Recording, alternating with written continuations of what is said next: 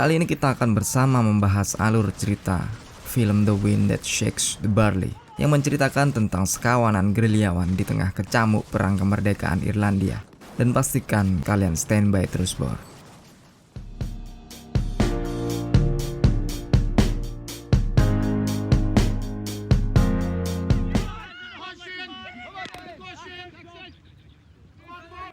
Irlandia tahun 1920. Di sebuah lapangan wilayah County Cork, berlangsunglah permainan hurling yang mirip dengan hoki di lapangan sepak bola ini, hingga wasit akhirnya meniup peluit akhir sekaligus membuat semua pria pulang ke tempat masing-masing. Dan kita pun dibawa ke sebuah kompleks rumah di mana tokoh utama kita, Cillian Murphy yang berperan sebagai Damien, bertemu dengan kawannya Sinead dan berpamitan pada tetua-tetua keluarga Sullivan. Hingga datang para konstabel Inggris atau semacam polisi menyergap mereka secara tiba-tiba. Para laki-laki ini disejajarkan dan seperti polisi pula yang membacakan peraturan demonstrasi, mereka diterangkan lagi jika public meeting di Irlandia ini sangat dilarang. Meski public meeting kali ini sekedar untuk bermain hurling. Mereka segera didata nama, alamat, dan profesinya. Mulai dari Chris Reilly, Congo O'Sullivan, semuanya menjawab dengan tegas dan benar, hingga giliran Michael O'Sullivan mencari gara-gara dengan menolak menjawab pakai bahasa Inggris, tapi malah menggunakan bahasa Gaelic, bahasa tradisional, membuat sersan Inggris ini marah dan kericuhan pun segera terjadi.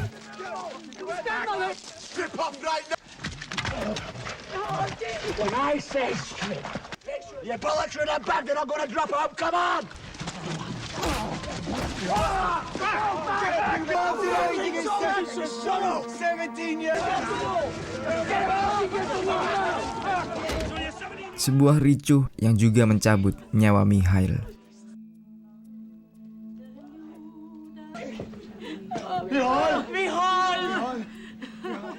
Dalam pelayatannya di kompleks rumah Sullivan ini, Damien dikonfrontasi oleh kawan-kawannya yang memintanya untuk tinggal di Irlandia dan membela negara, bukannya malah mengejar karir kedokterannya dan berangkat ke London. Tapi Damien tak peduli dan berlalu pergi setelah berpamitan.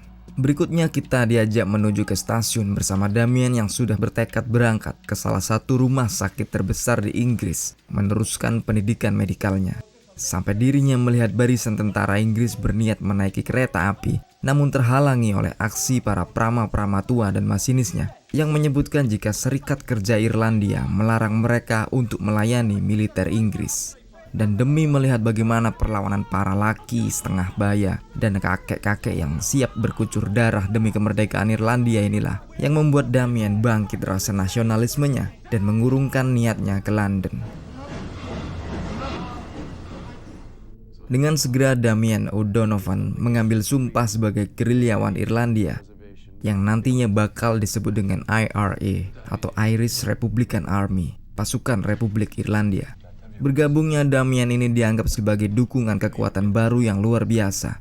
Mengingat Damien ialah salah satu cerdik cendekia muda yang pikiran dan akalnya diharapkan untuk berkontribusi pada bangsanya.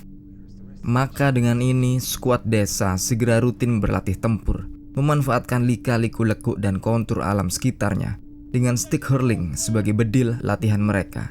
Tanpa membuang waktu lagi, tibalah tugas pertama para gerilyawan muda ini, pemberontak mahkota raja, pembebas bangsa Irlandia, untuk menyerang sebuah barak RIC atau Royal Irish Constabulary, ya semacam polsek gitulah Bor. Dengan detail aksi diberikan oleh pejuang perempuan kawan mereka semua, Sinead O'Sullivan. Sinead sendiri sebenarnya masihlah sangat bersedih setelah kematian Michael, adik laki-lakinya, dan memutuskan untuk memberikan kalung medali Santo Christopher milik Michael pada kekasihnya Damien. Sementara pada malam harinya dimulailah penyerbuan barak ini.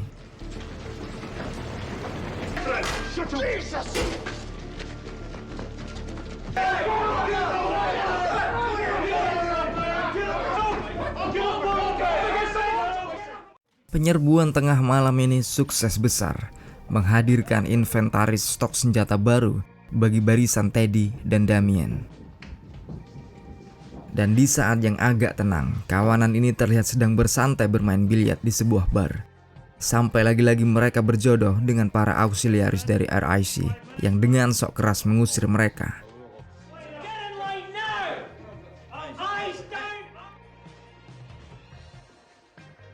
Dan kawanan ini pun segera bersiap menyambut Sinead yang memberi mereka bekal berapi.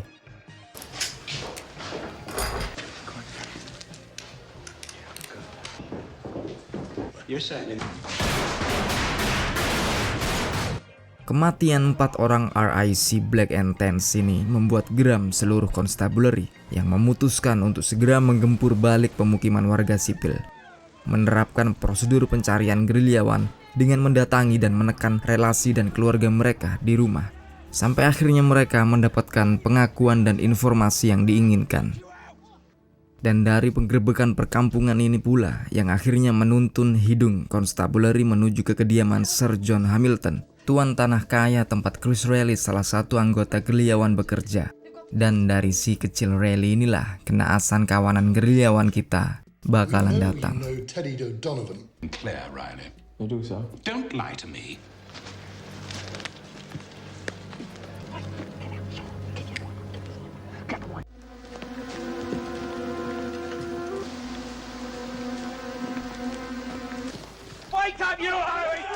Para lakon kita tertangkap basah di tengah tidurnya, digiring seperti maling tanpa daya dan dijebloskan ke dalam sel tanpa perlawanan, di mana ketua skuad kita yaitu Teddy O'Donovan ditarik keluar dan didudukkan ke sebuah kursi untuk diinterogasi. Sementara di sel, Damien bertemu dengan Dan, seorang masinis anggota serikat kerja yang lagi-lagi tertangkap karena satu pelanggaran tertulis. Balik ke Teddy yang diwawancarai secara brutal dan tradisional, dengan resiko akan kehilangan semua kuku jarinya. Namun Teddy tak bergeming, sama sekali tak membocorkan satu info kecil pun untuk musuhnya, hingga akhirnya dirinya dikirim balik ke dalam selnya untuk selanjutnya dipindah sel bersama teman-temannya, meninggalkan Damien seorang diri. Dalam sel ini Damien mulai berkawan dengan Dan, yang ternyata keduanya sama-sama memiliki pandangan serta kecenderungan untuk menganut sosialisme. Keduanya sangat tak setuju atas adanya kapitalisme Inggris, kekuasaan tuan tanah atau monopoli institusi komersial. Namun salah satu konstabel muda bernama Johnny Gogan memutuskan untuk melepaskan semua tawanan gerilyawan, menyebutkan bahwa ayahnya ialah seorang Irlandia sejati dan dirinya akan malu jika membuat kawan sebangsanya menderita. Tapi sayang, Johnny tak punya kunci untuk membuka sel terakhir yang berisi 3 orang gerilyawan lainnya yang terpaksa harus ditinggalkan. Maka loloslah sebagian besar gerombolan pejuang ini mengambil jalur pulang kembali ke kompleks rumah Sullivan, tentunya dengan tambahan serdadu baru, yaitu Dan sang masinis dan Johnny Gogan, ex-polisi. Meskipun Damien merupakan seorang dokter, namun minimnya peralatan dan obat membuat dirinya sangat kesusahan untuk merawat luka kakak kandungnya ini. Sementara itu Sinead menyebutkan jika SP yang membocorkan tidur siang mereka di hutan kapan hari itu sudah diketahui. Dan beberapa hari kemudian, dengan bantuan salah satu pelayan di rumah Sir John Hamilton, Teddy dan Damien CS bisa dengan mudah menyergap bapak-bapak kaya ini, di mana Teddy mengatakan padanya jika kasus penangkapan mereka semua ini ialah karena sejak awal Sir John telah menulis surat pada constabulary, sebuah surat yang mengungkapkan keterkaitan pegawainya bernama Chris Reilly dengan Teddy dan tentara Republik Irlandia. Akhirnya kedua SP atau tukang lapor sekaligus mata-mata musuh ini digiring ke area perbukitan menuju ke sebuah rumah terasing milik pasangan tua Danny dan Peggy dan dijadikan sandera kubu Teddy. Hingga datang seorang gadis remaja berkuda yang mengirimkan sebuah pesan untuk Damien. Surat kecil yang menyebutkan padanya jika ketiga kawannya yang bernama Johnny, Callum, dan Kevin yang kemarin malam tertinggal di penjara constabulary disiksa parah dan telah dibunuh. Dan perintah tambahan pun datang dari komando pusat untuk menghabisi para sandera yang kini dibawanya. Tugas meminta nyawa Sir John Hamilton dan si kecil Chris Reilly. You'll never beat us, ever!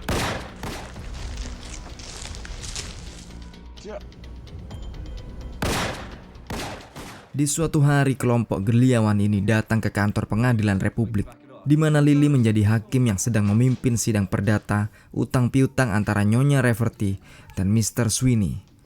Dan disinilah praktik yang cenderung sosialis tengah terjadi, karena di akhir sidang, Lily memaksa Sweeney untuk mengikhlaskan hutang dengan bunganya yang mencapai 500% ini. Dan Sweeney malah harus membayar Nyonya Rafferty sebagai ganti rugi ketidaknyamanan janda tua ini. Lily menganggap jika Sweeney dengan tuntutan bunga 500% ini sudah melakukan pemerasan dan hukum Republik tidak menyetujui akan hal ini. Damien dan Dan gembira melihat hal ini, karena kedua orang ini memang penganut sosialisme sejati. Terlebih ketika melihat Sweeney marah-marah karena menurutnya sidang ini terlalu aneh. Bagaimana bisa seorang pemberi hutang malah akhirnya diharuskan membayar pada si penghutangnya? Tapi Teddy punya agenda lain. Dengan mendekati Sweeney berusaha memanfaatkan hartanya untuk membeli senjata. Hal ini jelas ditentang keras oleh Lily dan seluruh anggota persidangan, termasuk juga oleh Damien, adik kandungnya sendiri. Ini juga menjadi tanda dimulainya keretakan internal karena perbedaan idealisme dalam tubuh gerilyawan.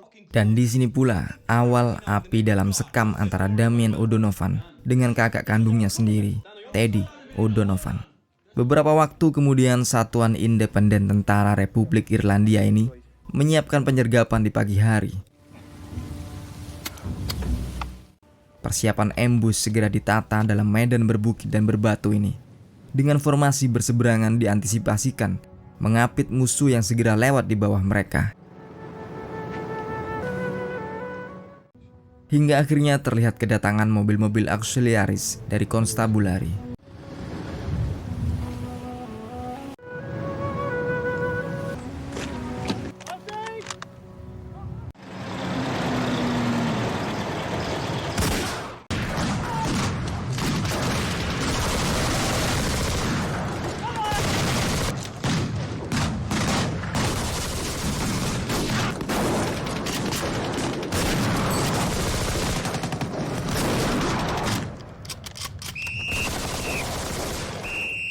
Di akhir parti peluru ini, gerilyawan berhasil meraih kemenangan mereka dengan menghabisi sebuah peleton auxiliaris berikut mobil-mobil mereka.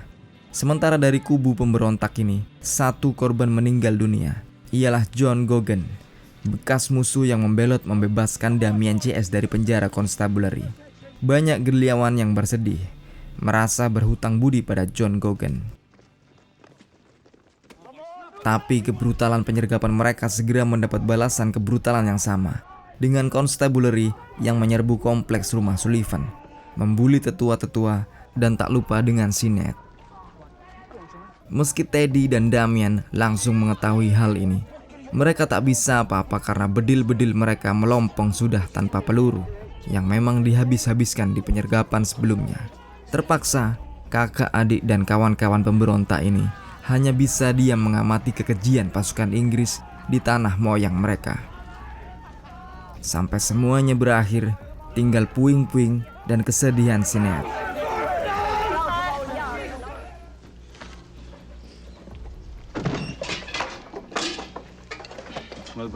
Hingga seorang bocah datang membawa pesan dari Finbar, mengatakan jika gencatan senjata sudah diumumkan. Tiada lagi skirmis-skirmis lokal dan penyergapan-penyergapan yang sporadis.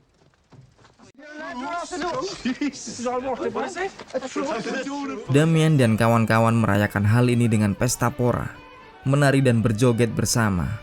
Mereka pun menyempatkan diri untuk menonton bioskop propaganda yang menyatakan jika perjanjian perdamaian antara Irlandia dan Inggris sudah dicapai dan akan segera dibentuk Irish Free State atau wilayah merdeka Irlandia, di mana Irlandia akan memiliki kemerdekaan otonomi yang luas dalam aspek politik, hukum, sosial, dan ekonomi. Tapi Irlandia masih dalam persemakmuran Inggris Raya, dan semua anggota pemerintah Irlandia harus mengambil sumpah setia pada kerajaan Inggris. Kabar yang sungguh mengagetkan dan di luar harapan para gerilyawan, tunduk pada seorang raja yang tak pernah peduli dengan kondisi mereka. Ketetapan baru Irlandia ini akhirnya menjadi jurang pemisah antara gerilyawan kita. Teddy dengan kubunya sendiri lebih memilih menghindari konflik berkepanjangan dan menerima perjanjian pemerintah dengan Inggris. Namun Kongo memilih menolak berdamai dengan Inggris karena sesungguhnya kemerdekaan absolut mereka hanya tinggal seujung jari lagi akan diraih. Pandangan Kongo ini didukung oleh Damien dan Dan yang terang-terangan membenci adanya monarki dan kebangsawanan feodal. Keesokan harinya parade pasukan Constabulary Royal Irish yang ditarik balik ke Inggris terus mewarnai jalanan. Dan serta Sinead memandang ini dengan gembira hingga mereka melihat Teddy O'Donovan, sosok yang harusnya memimpin satuan gerilyawan independen ini, malah berpakaian seragam National Army atau pasukan nasional Free State, dan dengan bangganya berjalan tegap menjadi budak kerajaan Inggris. Sementara kubu Damien dan Dan tetap berniat berontak. Mereka tetap melaksanakan latihan perang seperti biasanya, merekrut dan melatih tentara-tentara muda yang bahkan belum bisa berpikir untuk dirinya sendiri.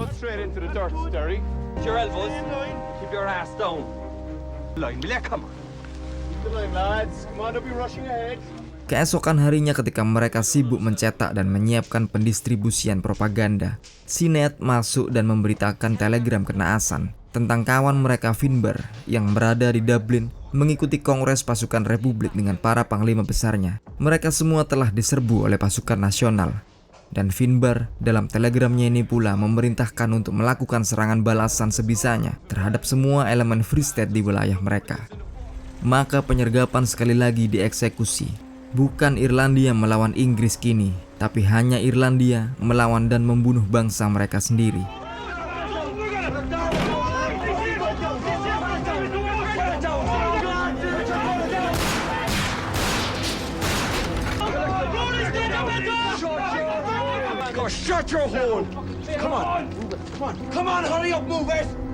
Dan Teddy sudah muak akan hal ini, menyatakan jika raibnya nyawa akan dibayar dengan nyawa pula.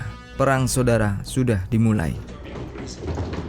Di satu malam dengan bantuan network Damien yang kini menjadi pasukan nasional, kru Damien menggarong barak musuh dan mencuri banyak senjata dan pistol dari gudangnya. Baku tembak pun langsung terjadi, tapi si tua Dan kena apesnya.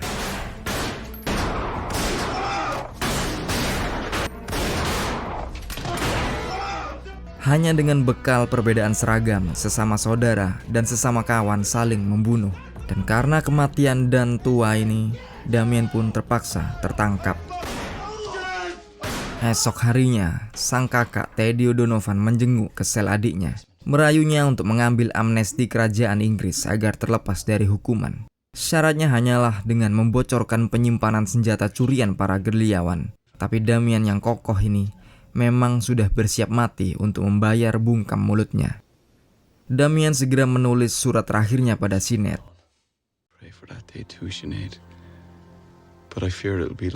Sampai ketika doi digiring keluar dihadapkan dengan jagal hukuman matinya yang rata-rata kawan-kawannya bekas pemberontak. Di menit-menit terakhir ini sekali lagi sebagai satu-satunya keluarga Damien, Teddy memohon-mohon pada adiknya untuk membocorkan informasi tentang gerilyawan. Tapi sekali lagi pula Damien bersikeras memilih menyambut maut. Dan ironisnya Teddy sendiri yang mengkomandoi skuad penembak mati ini.